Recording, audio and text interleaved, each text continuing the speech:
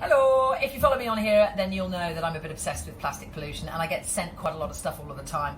This is the latest thing I've been sent. It is an ecoegg. There it is, that's the branding. They're a small firm, so they're looking for support and for help. The ecoegg is a laundry egg, and what you do is you put these pellets inside the egg and then you put the egg inside your washing machine.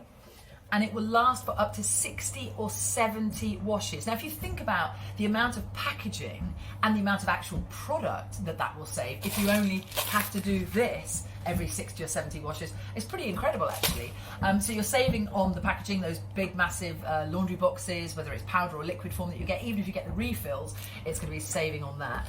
And these are made using natural ingredients and natural oils. So if you've got an issue with allergies, or you've got kids who've got eczema, they might be really helpful. And more importantly, everything that you put into your wash obviously makes it into our own water supply and poisons it with whatever toxins, whatever you're doing with it. So if you're putting bleach down your toilet, if you're using harsh chemicals to get out stains in clothes, all of that ends up back in our water supply and has to be filtered out, and it's just a problem. It's creating pollution. So the more that we can all do to try and prevent that, the better.